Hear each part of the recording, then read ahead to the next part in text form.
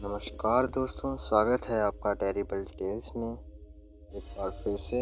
और आप सुन रहे हैं मेरी यानी वंश कुमार की आवाज़। और आज की कहानी का नाम है जिन्न की आत्मा। मित्रों, मेरा नाम सुरेश है और मैं पंजाब का रहने वाला हूँ। आज मैं आपको मेरे मित्र के साथ घटी एक सच्ची घटना के बारे में बताने जा रहा हूँ।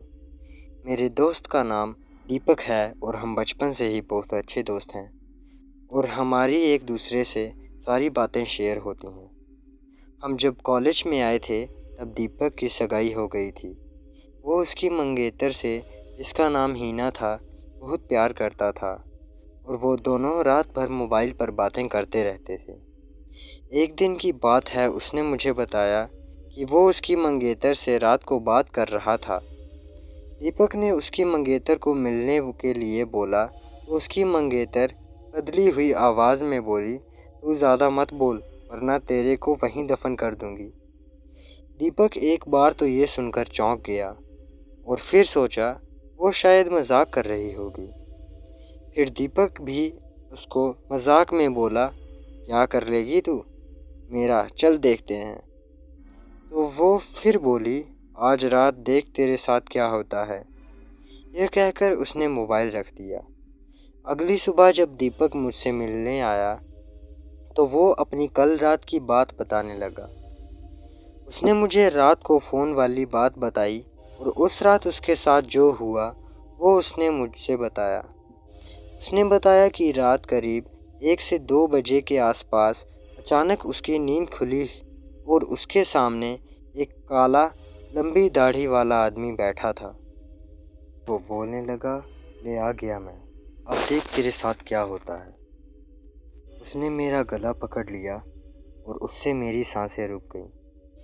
तभी मैंने हनुमान चालीसा का पाठ कर लिया और इसे शुरू करते ही वो उसके सामने से गायब हो गया। मुझे उसकी बात सुनकर बड़ा आश्चर्य हुआ कि ऐसा कैसे हो सकता है। उसके अगले दिन दीपक ने फिर अपनी मंगेतर से मोबाइल पर बात की और बोला, कल रात तुम मुझे क्या अनाप शनाप बोल रही थी। उसकी मंगेतर ने कहा, ऐसा कैसे हो सकता है, लेकिन कल तो मैंने फ़ोन ही नहीं किया था। यह सुनकर दीपक के तो रोंगटे खड़े हो गए और उसने तुरंत फ़ोन काट दिया। उसी वक्त दीपक ने मुझे फ़ोन किया कि उसकी मंगेतर की तबीयत ख़राब है और कल उसके घर पर चलना है। अगले दिन हम दोनों तैयार होकर दीपक की मंगेतर के घर गए। वहाँ हमने दरवाज़ा खटखटाया तो उसकी मंगेतर सामने खड़ी थी और बदली हुई आदमी की आवाज़ में बोल रही थी, तो फिर आ गया ना, तूने अगर अंदर कदम रखा तो यहीं पर तेरी अर्थी निकाल दूंगी। दीपक बोला, ये क्या बोल रही हो तू। दीपक आगे था और जैसे ही उसने घर के अंदर कदम रखा, उसकी मंगेतर ने दीवार पर टंगी तस्वीर उतारकर दीपक के सर पर दे मारी। उसके सर से खून बहने लगा। दीपक के ससुर और सालों ने उसकी मंगेतर को पकड़कर बिठाया। फिर उसके सालों ने दीपक के सर पर पट्टी बांधी। हीना के दादाजी ने बताया कि हीना को जिन्न का साया लग गया है। इस पर दीपक के ससुर ने उन्हें अपना मुंह बंद रखने को कहा। थोड़ी देर रुककर हम वहां से सीधा अस्पताल जाकर ढंग से पट्टी करवा कर आए। उसके अगले ही दिन मुझे दीपक का फ़ोन आया कि हीना की तबीयत बहुत ख़राब है और वो अस्पताल में भर्ती है। दीपक ने बाइक निकाली और हम दोनों जल्दी अस्पताल पहुंचे। वहां पर पहुंचते ही हमने डॉक्टर से हीना की हालत पूछी तो उन्होंने बताया कि उसकी हालत बहुत नाजुक है। कौन सी बीमारी है वो तो पता नहीं, लेकिन उसके घर वालों को डॉक्टर ने दीपक को घर ले जाने को कह दिया। सभी हैरान थे कि ऐसी क्या बीमारी है जिसका इलाज डॉक्टर के पास भी नहीं है। फिर उसके घर वाले हीना को घर ले आए। हीना ने दीपक को बुलाया और कहा कि मैं अब ज़्यादा दिन जिंदा नहीं रह पाऊंगी और तुम किसी अच्छी लड़की से शादी कर लेना। ये सुनकर दीपक की आंखों में से आंसू आ गए और बोलने लगा कि मैं तुम्हें मरने नहीं दूंगा। फिर हिना के दादाजी ने उसको एक बाबा के पास ले जाने को कहा।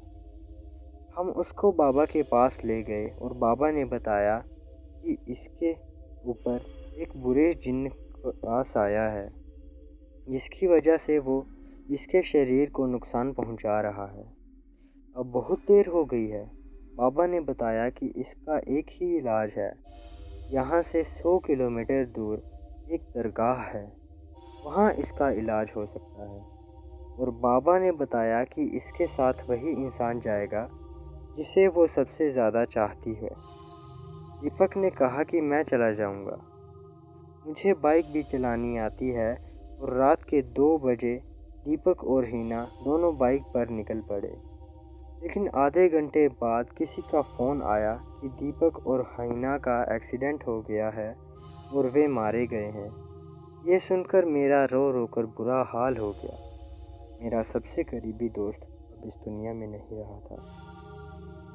आपको अगर ये कहानी अच्छी लगी हो तो वीडियो को लाइक करके चैनल को सब्सक्राइब कर दें, कमेंट करना ज़रूर और बेल नोटिफिकेशन को ऑन ज़रूर करना, ताकि हमारी वीडियो की नोटिफिकेशन सबसे पहले आप तक पहुंचे। धन्यवाद।